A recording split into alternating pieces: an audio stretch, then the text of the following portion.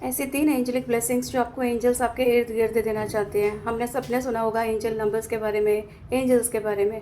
हम ये भी जानते हैं कि डिवाइन के सोर्सेस हैं, डिवाइन एनर्जी हमारे आसपास है और एंजल्स आसपास हैं, लेकिन हमें उस एनर्जी को ना एक्सेस करना पड़ता है। अपने अंदर उतने क्या कह सकते हो कि पॉजिटिविटी रख करके, अपने आप को थोड़ा सा ओकल्ट वाली एनर्जी दे करके, थोड़े से प्रेयर और मेडिटेशंस कर कर हम अपने एनर्जी को अपने पास इर्द गिर्द रखने की कोशिश करनी चाहिए। ये महसूस करना पड़ता है। अक्सर आप नोटिस करते हो कि कितने लोग ना नंबर्स देखते हैं, जैसे 1111, ठीक है, 111, ऐसे बहुत सारे नंबर्स आपके सामने कोइंसाइड हो जाएंगे, तो ये इंडिकेट करता है कि किसी ना किसी सिंबॉलिक फॉर्म में एंजल्स आपके सामने मौजूद हैं। ठीक है, तो ऐसी 3 ब्लेसिंग्स जो एंजल्स आपको देना चाह रही हैं, देखते हैं वो क्या है। ठीक है, और जब भी आप कोइंसाइड करोगे तो उस वक्त आपके लिए वैलिड होगा, उसके अकॉर्डिंगली आप एक्ट कीजिएगा। तो फर्स्ट जो देखो एंजल अब से ये कहना चाह रही है कि आपको फॉरगिवनेस में बिलीव करना है। हो सकता है हम लोग ह्यूमंस ही है और ह्यूमन नेचर है कि हम बहुत सेंसिटिव होते हैं। बहुत सारी बातें ऐसी हो जाती हैं जिसको हम स्टक करके बैठ जाते हैं अपने अंदर और उसमें से निकल ही नहीं पाते हैं। थोड़ा सा शेयर भी कर लेंगे तो फिर भी वो बातें हमारे दिमाग में बैठी रहती हैं, हम फॉरगिव ही नहीं कर पाते उसको। तो पहले तो फॉरगिव करो। उसका एक रीज़न हो जाता है कि जब हम फॉरगिव नहीं करते हैं तो वो इमोशंस हमारे बॉडी में स्टक हो जाते हैं, दैट स्टार्ट्स क्रिएटिंग ब्लॉकेजेस, और फिर हमें मेंटली तो परेशान थे, फिजिकली भी हमारे अंदर कुछ ना कुछ हेल्थ इश्यूज आना शुरू हो जाते हैं। तो ये बहुत सुंदर सा मैसेज है कि फॉरगिव करना शुरू करो।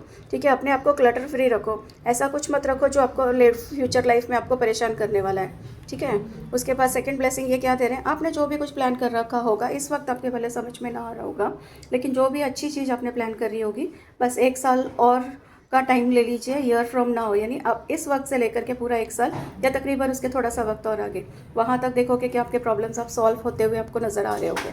ठीक है, तो ये सेकंड बहुत सुंदर सी ब्लेसिंग थी। नेक्स्ट आप ऑब्जर्व करोगे, ask for help from others.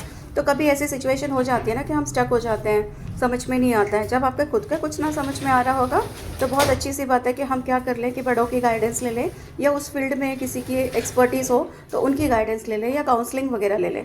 ठीक है, तो ये इतना खूबसूरत सी एनर्जी आपके आसपास है और एंजल की ये ही इस वक्त की उनकी एनर्जी गाइडेंस चाह रही है कि आप क्या करो, किसी भी बात से स्टक हो, फॉरगिव कर दो, माफ़ कर दो, अपने आप से रिलीज़ कर दो। ठीक है, इससे क्या होगा, आप तो फ्री हो ही जाओगे। ठीक है, उसके अलावा जो नेक्स्ट बंदा होगा उसके ऊपर जो एक इमोशनल टेंशन, भले कोई दिखाए ना दिखाए, होता ही है।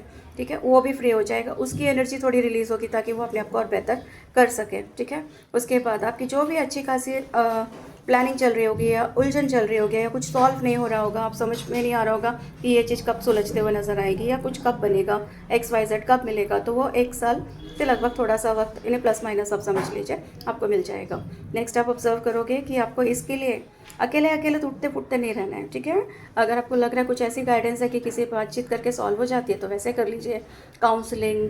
ठीक है, या फिर किसी का, आजकल तो देखो कितने कंसल्टेंट्स हो जाते हैं, उनकी ले सकते हो, या फिर आप रेकी हीलिंग ले सकते हो, आपके कोई गुरुजी होंगे उनसे बात कर सकते हो, घर में बड़े हैं आप उनसे हेल्प ले सकते हो। ठीक है, इससे आपको ना ऐसा नहीं लगेगा कि आप कुछ गलत कर रहे हो। ठीक है, एक सही दिशा आपको मिल जाएगी, मन भी हल्का हो जाएगा और अच्छा भी लगेगा। ठीक है, तो जब भी वैसे टकराओ तो आपके दिमाग में जो भी उलझन होगी उसके जवाब हैं ये। ठीक है, और एंजल्स पे ट्रस्ट कीजिए, डिवाइन एनर्जी आपके हेल्प के लिए। Thank you.